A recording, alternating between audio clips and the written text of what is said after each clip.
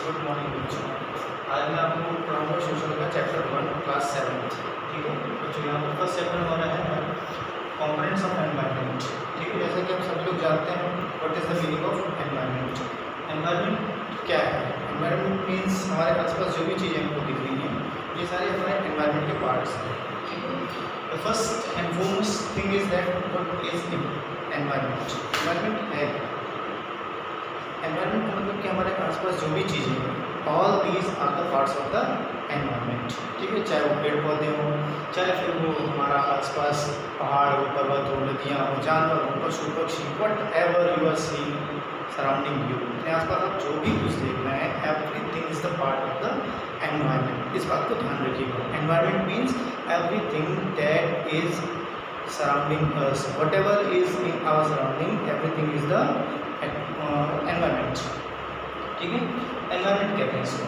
इसके बाद हमारा अगला टर्म है major elements of environment. Environment के मेजर एलिमेंट्स कौन से हैं, मतलब एनवायरनमेंट को हमने अगर कैटेगराइज करें तो एनवायरनमेंट को कितने पार्ट्स में हमने कैटेगराइज किया है?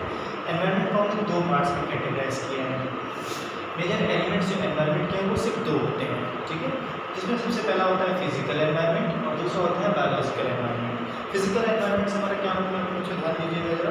Physical environment and the biological environment, these are the 2 terms that is related with the environment और कैटेगराइजेशन ऑफ द एनवायरनमेंट, जो एनवायरनमेंट के कैटेगराइजेशन से रिलेटेड है।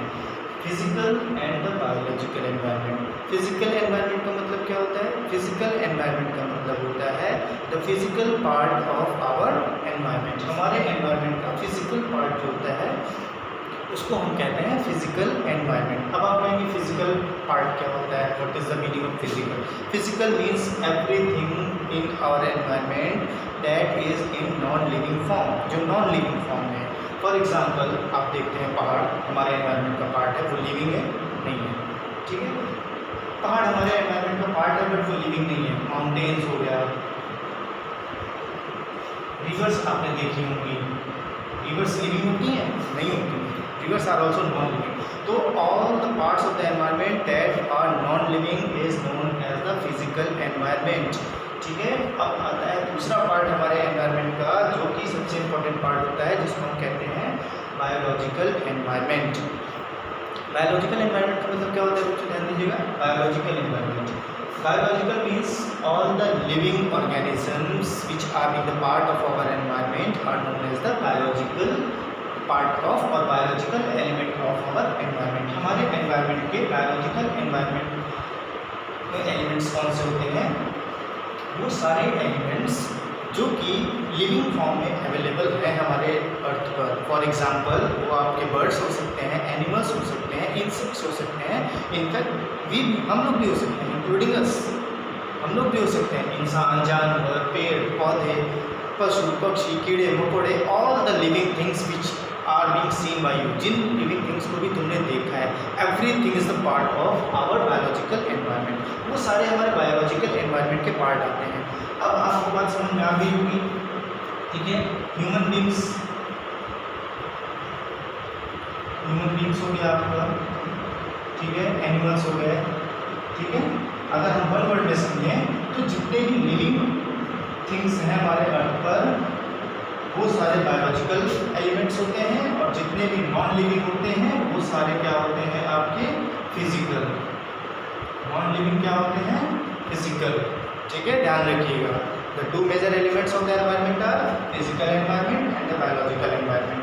Physical environment means the non living part of our environment and biological part means the living part of our environment. अब living और non living तो आप लोगों ने फर्स्ट क्लास से पढ़ना स्टार्ट किया है और आई होप सभी को पता होगा, तो इसमें कंफ्यूज होने की ज़रूरत नहीं है। ठीक है, अगला जो हमारा चैप्टर का दूसरा इंपॉर्टेंट टॉपिक है वो है major spheres of the earth. अब आप बोलेंगे sir what is the meaning of spheres? Spheres means है parts of the earth. Spheres means क्या होता है? Parts of the earth, earth की पार्ट्स। फॉर एग्जाम्पल देखिएगा बच्चों, ये हमारी अर्थ है, ये हमारी क्या है? अर्थ है। ठीक है, ये हमारी क्या है? अर्थ है। आप लोगों ने अर्थ का स्ट्रक्चर अच्छे से जानते हैं आप सभी लोग। ये हमारी अर्थ है। ठीक है, अर्थ के मेजर पार्ट्स, अर्थ के 4 स्फीयर्स हैं। ठीक है, अर्थ में आपने 4 चीज़ें देखी होंगी। ठीक है, जिनमें से 3 चीज़ें आपको दिखाई देती हैं और इन तीनों का जो कॉम्बिनेशन होता है वो कहलाता है चौथा पार्ट अर्थ का। ठीक है, तो अब हम इन चारों चीज़ों को एक एक करके समझते हैं। समझिएगा जरा ध्यान से, ये हमारा जो अर्थ है इसमें 4 चीज़ें पाई जाती हैं। सबसे पहले इसमें पाई जाती है क्या? हवा। क्या पाई जाती है? एयर। बट एयर पाई जाती है। क्या पाई जाती है? एयर। ठीक है, जिसको हम कहते हैं एटमॉस्फेयर। क्या कहते हैं? एटमॉस्फेयर। एयर पाई जाती है। एयर का मतलब होता है atmosphere. The layer of air surrounding the earth is known as the atmosphere. हमारे आसपास जो एयर है ये एटमॉस्फेयर का पार्ट है, जिसको हम क्या कहते हैं? एटमॉस्फेयर। दूसरा पार्ट होता है लिथोस्फेयर। दूसरा पार्ट क्या होता है? लिथोस्फेयर। ठीक है, लिथोस्फेयर में क्या होता है? जो लिथोस्फेयर ध्यान दीजिएगा, लिथोस्फेयर का मतलब वो पार्ट होता है अर्थ का जो कि लिथोस्फेयर वो पार्ट होता है जो कि रॉक्स से बना होता है। अर्थ में जितना भी रॉक्स का पार्ट पाया जाता है, पत्थर का जितना भी हिस्सा है वो सारा लिथोस्फेयर कहलाता है।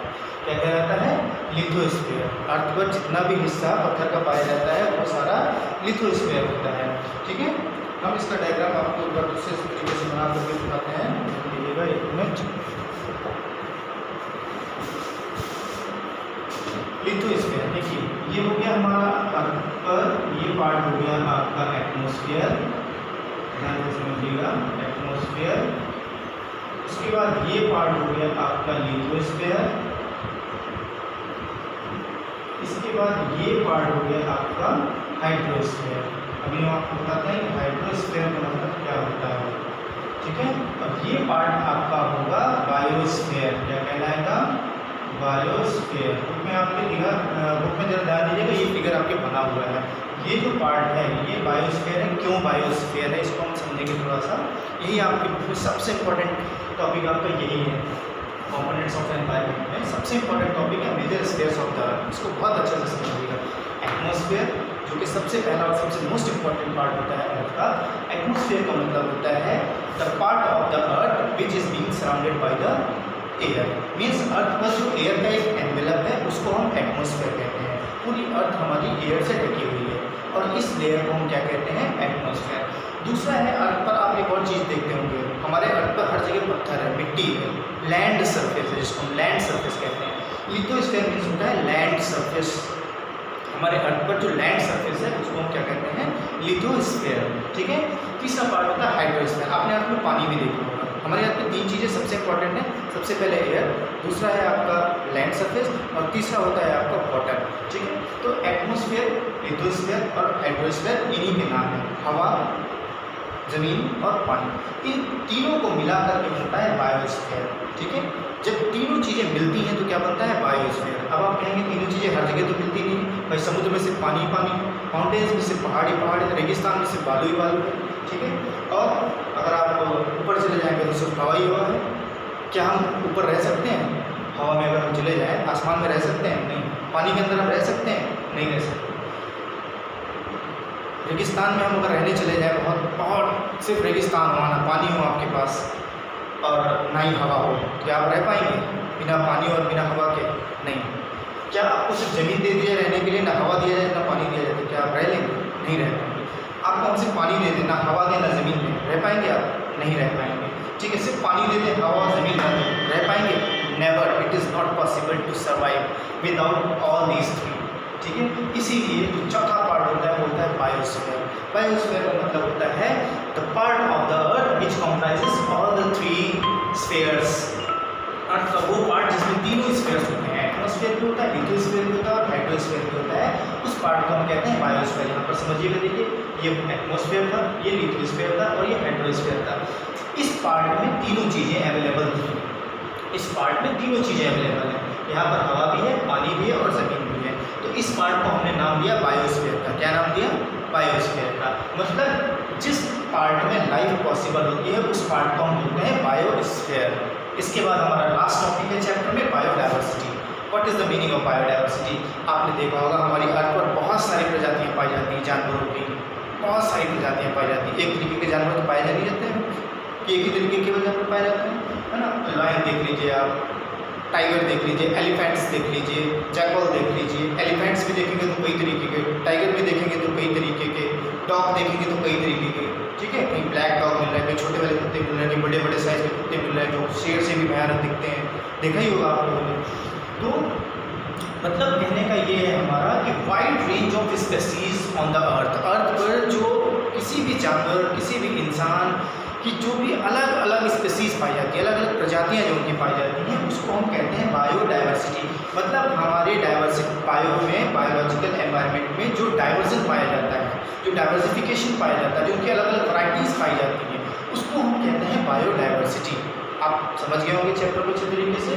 हमने चैप्टर में क्या क्या पढ़ा, एक बार हम आपको फिर से रिवाइज करा देते हैं। सबसे पहले हमने पढ़ा एनवायरनमेंट, ठीक है, means the surrounding of our, ठीक है, हमारी जो सराउंडिंग है, हमारे आसपास जो भी चीज़ें हैं वो सभी एनवायरनमेंट का पार्ट है। दूसरा है major elements of environment, physical और बायोलॉजिकल एनवायरनमेंट। तीसरा आपका था major spheres of the earth, ठीक है। फर्स्ट टॉपिक आपने ये पढ़ा था, सेकेंड टॉपिक आपने ये पढ़ा, थर्ड टॉपिक आपने क्या पढ़ा, major spheres of the earth, और लास्ट टॉपिक आपने पढ़ा बायोडाइवर्सिटी, ठीक है। और सबसे इंपॉर्टेंट बात बेटा, इस बात को ध्यान रखिएगा कि हमें अपने इन चारों स्फीयर्स को बचा करके रखना है, तभी हमारी बायोडाइवर्सिटी सेफ रहेगी। अपनी बायोडाइवर्सिटी को सेफ रखेंगे तो हमारी फ्यूचर जनरेशन भी प्रोटेक्टेड रहेगी। इस बात पर हमें बहुत ज़्यादा फोकस करना है। आप लोगों को इसीलिए ये चैप्टर पढ़ाया जा रहा है, ताकि आप अपने अर्थ में क्या है क्या नहीं है उसके बारे में अच्छे से जानें, समझें, ठीक है। अब आप लोगों को इसमें हमने एक्सरसाइज में क्वेश्चन आंसर्स करा दिया है, इसका आप लोगों ने ध्यान दिया होगा। फर्स्ट चैप्टर के सारे क्वेश्चन आंसर्स हो गए, पूरी एक्सरसाइज कंप्लीट